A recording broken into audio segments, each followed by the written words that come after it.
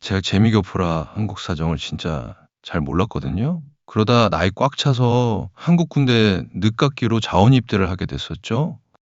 당연히 한국말도 서툴고 아는 것도 없으니까 내무반 선임들이랑 후임들이 저 심심할까 봐 이런저런 한국 이야기를 진짜 많이 해줬단 말입니다. 당시 저를 정말 잘 챙겨주던 선임이 들려준 얘기인데, 그 선임 친형님이 고향에 내려갔다가 직접 겪은 실화라고 하더라고요. 그때 기억이 워낙 생생해가지고 전역하고 미국 돌아간 뒤에도 바닷가 근처만 가면 이가 막 생각나서 옴소리가 쳐지곤 했을 정도였습니다. 아, 이 사연 속 선임 형님은 편의상 이든이라고 부르겠습니다. 지금부터는 그 형님이 직접 겪은 일처럼 형님 시점에서 아주 생생하게 풀어보겠습니다. 이게 추석 연휴 때 일이에요. 제가 어릴 때 고향 떠나 살다가 진짜 오랜만에 고향에 내려간 거였거든요. 근데 혼자 간 게 아니라 서울에서 같이 내려간 제 약혼녀 경란이한테 제가 어릴 때부터 보고 자란 그 서해 바다랑 낙조를 꼭 보여주고 싶더라고요. 저희 동네 외곽에 가보면 예전에 염전으로 쓰다가 버려진 땅이 하나 있단 말입니다. 그 뒤로 둑길이 길게 이어져 있고 그 너머로는 진짜 갯벌이 끝도 없이 펼쳐져 있어요. 이 낮에 보면 그냥 휑한 바닷가 같은데 밤만 되면 뭐 분위기가 180도 완전히 달라집니다.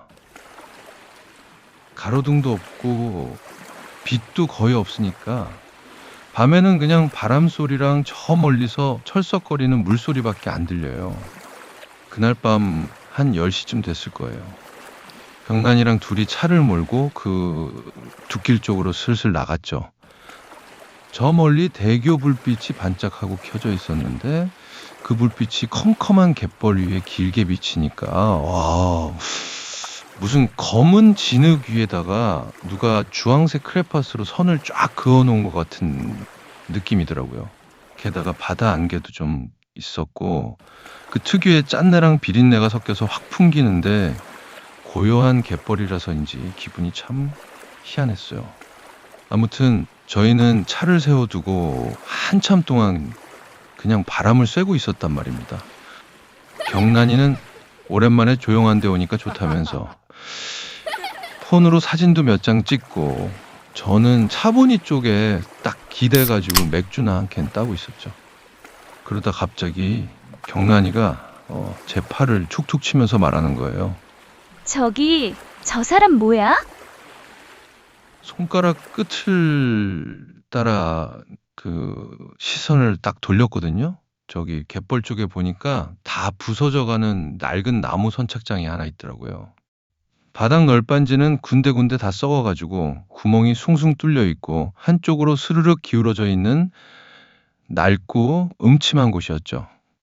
근데 그 선착장 맨 끝에 누가 하나 떡하니 서 있는 거예요.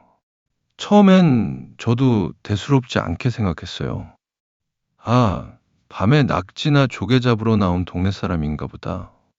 시골에선 그런 사람이 아주 없는 건 아니니까요. 단지 그 사람이 너무 가만히 서 있다는 거였어요. 무슨 검은 비옷 같은 걸 헐겁게 걸치고 바다 쪽을 향해 서서 손가락 하나 까딱을 안 하는 거예요. 갯바람이 꽤 세게 부는데도 옷자락조차도 펄럭이지 않는 것 같아서 참 이상했죠. 처음엔 그냥 거리가 멀어서 그렇게 보이나 싶었거든요. 근데 10분이 지나고 20분이 지나도 똑같이 서 있는 거예요. 사람이 아무리 가만히 있으려고 해도 그 정도는 아니잖아요. 왜? 몸을 조금 비튼다든가 고개를 숙인다든가 담배를 피운다든가 뭔가 작은 움직임이라도 있어야 되는데 그건 진짜 무슨 나무 조각상 마냥 굳어서 서 있더라니까요. 그 타이밍부터 기분이 확 싸해지면서 이상해지는 겁니다. 경란이가 음, 먼저 제 눈치를 살살 보더라고요. 자기도 분위기가 쎄한 걸 느낀 거죠. 그래서 안 되겠다 싶어가지고 제가 그냥 가자 하고 경란이를 데리고 차 쪽으로 막 돌아서려 했어요. 그런데 바로 그 순간이었습니다. 그게 고개를 돌렸어요. 다행히 우리 쪽을 보는 줄 알았는데 그건 아닌 것 같아요. 몸은 그대로 바다를 보고 있는데 고개만 천천히 뒤로 꺾이더니 자기 등 뒤를 보는 거예요. 그 턱선이 어깨를 지나고 거의 등 뒤까지 돌아간 것처럼 보였어요. 보통 사람이 고개를 돌려봤자 닿는 각도가 있잖아요. 근데 그건 사람이 죽었다 깨나도 절대로 못하는 기괴한 각도로 꺾여 있었다니까요. 보면서도 안 믿기고 온몸에 피가 싹 가라앉더라고요. 경란이도 아무 말도 안 하고 제 팔만 꽉 잡았어요. 그런데 아휴, 그 다음이 더 끔찍했습니다. 그게 어느 순간 우리랑 눈이 딱 마주쳤습니다. 그러더니 어스름한 어둠 속에서 저희 쪽으로 기괴하게 움직이기 시작하는 겁니다. 저는 처음에 그 형체가 그냥 엄청 빨리 걷는 줄 알았단 말입니다. 근데 우리 이 차 헤드라이트 불빛에 조금씩 들어오면서 보니까 움직임이 너무 이상한 거예요. 무릎 아래는 그 갯벌 진흙을 헤치느라 막 미친 듯이 파닥파닥 움직이는데 허리 위쪽은 무슨 시체 마냥 굳어가지고 미동도 안 하고 오는 거예요. 그 팔이 마치 차렷한 것처럼 몸에 붙어 있었고 머리는 꺾인 상태 그대로 저희 쪽을 향하고 있는 게 확실했어요. 사람이 뛰면 상체가 흔들리고 팔이 움직이고 머리도 따라 흔들리잖아요. 근데 그건 아래쪽만 미친 듯이 움직이고 위쪽은 박제된 것처럼 고정된 채로 직선으로 돌진해 왔습니다. 경란이가 그때 진짜 거의 까무러치기 직전으로 울먹이면서 소리를 지르더라고요. 빨리 시동 걸어. 빨리, 빨리. 저도 그제야 정신이 번쩍 들어가지고 급하게 운전석으로 뛰어 올라탔죠. 진짜 손이 달달달달 떨려가지고 차 키를 구멍에 한 번에 못 꽂을 정도였다니까요. 급하게 시동을 걸고 후진하려는데 헤드라이트에 그 얼굴이 잠깐 스쳤습니다. 솔직히 말하면 그게 얼굴이라고 해야 할지도 모르겠어요. 눈, 코, 입이 있어야 할 자리에 진흙이 잔뜩 처발린 것처럼 시커먼 구멍만 뚫려 있었어요. 그리고 더 소름 끼쳤던 건 갯벌을 그렇게 헤집고 달려오면 쫙쫙 하는 진흙 소리가 나야 되잖아요. 근데 그런 소리는커녕 발소리가 아예 안 났어요. 마치 공중에 붕 떠서 순간 이동하듯 내 코앞으로 슥, 슥 이러고 빠르게 거리를 좁혀오는데 와, 저 진짜 공포스러웠습니다. 저는 앞뒤 재지도 않고 그대로 핸들을 꺾어서 큰 길 쪽으로 차를 몰았고 경란이는 옆자리에서 뒤도 못 돌아보고 헉헉거리면서 숨만 가쁘게 몰아쉬고 있었어요.